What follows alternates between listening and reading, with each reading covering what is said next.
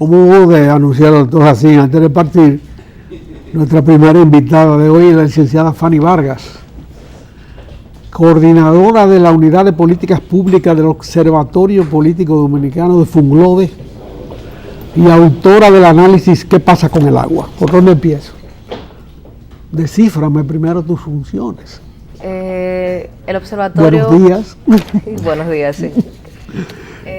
El Observatorio Político Dominicano es una dependencia de la Fundación que funciona como un centro de investigación. Nosotros tenemos diferentes unidades y cada una se interesa en analizar partes de la realidad dominicana.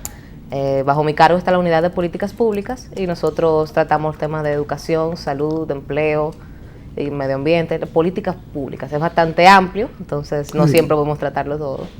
Pero veo aquí que has hecho el análisis de qué pasa con el agua. Sí, el título es... ¿Ese análisis en qué aspectos se trabaja con el agua? Es un análisis sobre todo el sector agua, desde el medio ambiente hasta la distribución de agua potable. Tratamos la infraestructura y los problemas de distribución, alcantarillado y saneamiento. Es un diagnóstico del sector agua basado en la información disponible.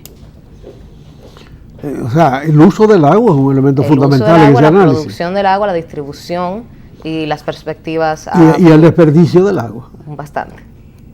Que en la ciudad de Santo Domingo es aproximadamente el 50% del agua tratada que se pierde. Sin contar la que no se contabiliza. Las pérdidas sí rondan el 65%, de hecho. ¿Cuánto? 65%. 65 ya. Sí. El último estudio, este no lo conozco, pero el último estudio que he visto llegaba al 50. Ya, de acuerdo al plan estratégico de la CAS de 2010-2015, pues las pérdidas rondaban en un 65%. También el INDRI lo notificaba así. Entre esas pérdidas se incluye la utilización de parte del agua de Valdesia en el enfriamiento de las plantas a carbón de Jaina. No se contabiliza, la CAS trata sobre el agua que se distribuye en la ciudad. Ya, que se distribuye. No en la ruta, no, desde las fuentes de abastecimiento hasta el usuario final. No, lo que pasa es que la CAS está tratando con los usuarios en la ciudad.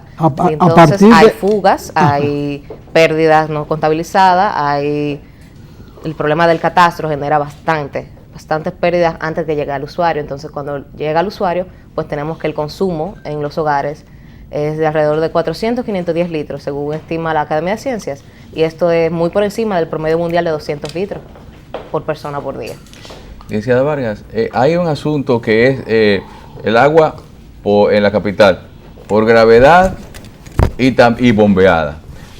Vamos a ver, ¿en qué porcentaje? Para comenzar, quisiéramos saber qué tan dividido, cómo se está dividiendo actualmente los porcentajes en cuanto a la cantidad de usuarios que la reciben por una u otra forma, por gravedad o por agua. No, realmente no tengo esa información, porque de acuerdo, yo estoy basando en la información disponible que tiene acá. Esa realmente nunca la encontré.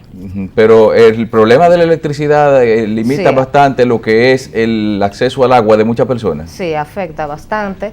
Y el problema de la electricidad afecta el mantenimiento de los equipos también.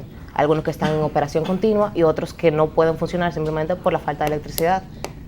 Termina afectando la distribución de agua, sobre todo los sectores más pobres.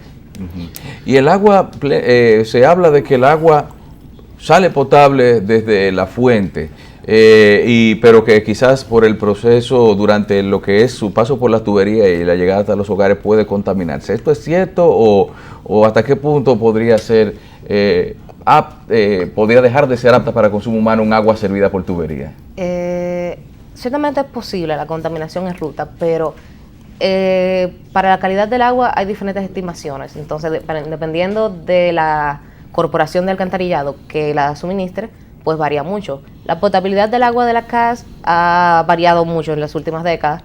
Actualmente ronda el 80-85%.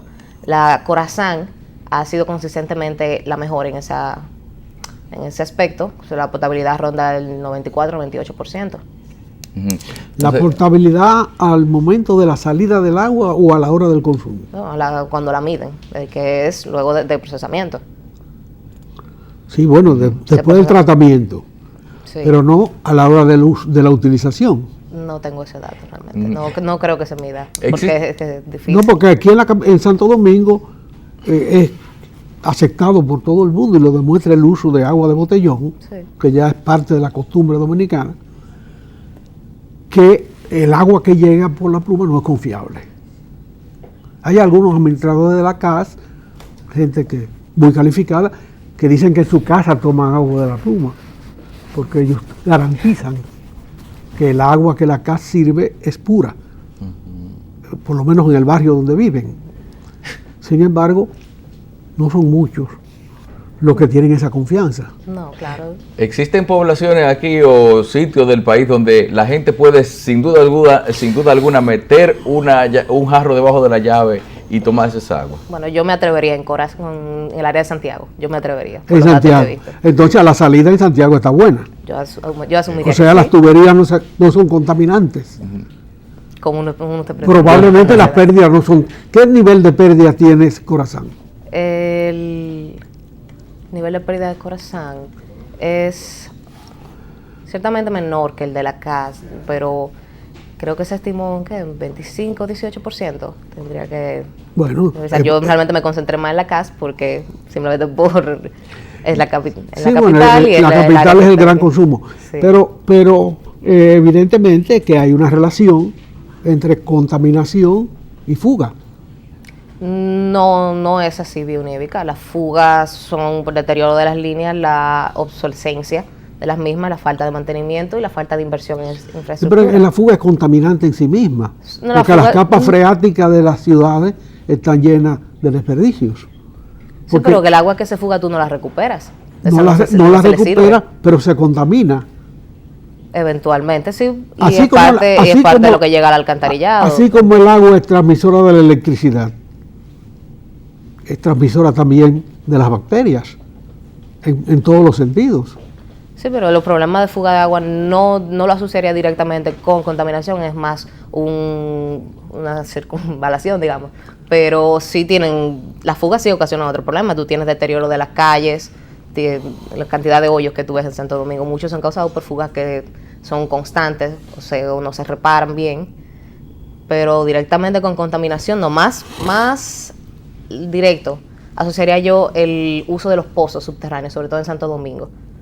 Porque aquí no hay una medida de cuánto se usan los pozos. Entonces la gente los sobreexplota y esto, como el Santo Domingo está sobre piedra caliza en su mayoría, esto lo que genera es filtración salina y contaminas esos pozos y los pierdes.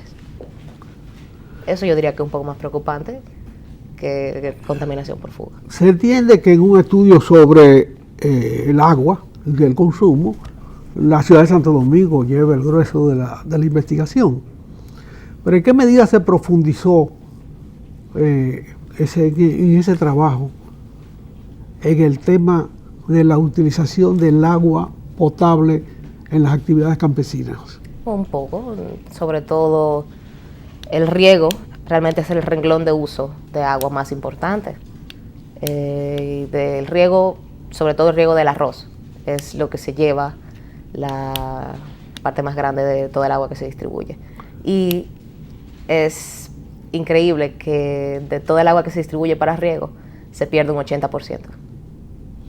Este estudio que usted dirigió va a ser publicado en la revista de Funglode, por supuesto. Los estudios del observatorio no se publican en las revistas. Nosotros tenemos nuestro propio website y generalmente publicamos nuestras investigaciones a fin de año. Se piensa publicar un anuario y algunas llegan con reseñas a la prensa escrita. Pero no está disponible para el público todavía Claro ese que estudio. sí está en la página del observatorio, que es opd.org.do. OPD. Observatorio Político Dominicano. Bueno, .org.do. la tenemos acá, sí, nuestro compañero que Elvin nos puede poner para que la gente se familiarice con la página. Queremos saber también si ustedes hacen ese tipo de esas sugerencias para el manejo. Yo digo a veces que Funglode es como un gabinete criogénico, es como una especie de gente que está tomando las decisiones que debería estar tomando un gobierno y a veces haciendo sugerencias en cuanto a la misma, y siendo inclusive el partido una fundación presidida por quien es presidente del partido en el poder. ¿Hay algún mecanismo que ustedes han establecido con autoridades del gobierno para poner a disposición de ellas los resultados de esas investigaciones a fin de algún diseño de política? Absolutamente no, porque el observatorio político es, a pesar del nombre, totalmente apolítico. Todos nosotros somos seleccionados por no tener ningún tipo de afiliación política. Yo no soy miembro de ningún partido. Entonces, lo que se produce allá es para el consumo del público. Generalmente intentamos hacer diálogos con la sociedad de eventos allá. Tenemos que usar las instalaciones de la fundación y a veces hay muchas personas que no quieren ir. Pero nosotros intentamos que llegue a todo el mundo. No tenemos un vínculo directo con ninguna institución, ni tenemos influencia sobre las políticas que se dictan. Bueno, agradecemos mucho la presencia de la licenciada Fanny Vargas aquí y le damos la oportunidad de cualquier cosa que quiera agregar para que no se nos quede, que el aporte al público.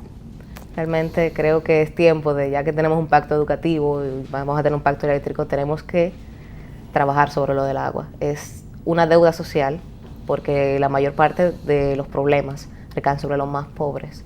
Y es tiempo, nosotros tenemos que actuar ya. Estamos perdiendo la ventana de oportunidad para evitar una crisis más grande en el futuro.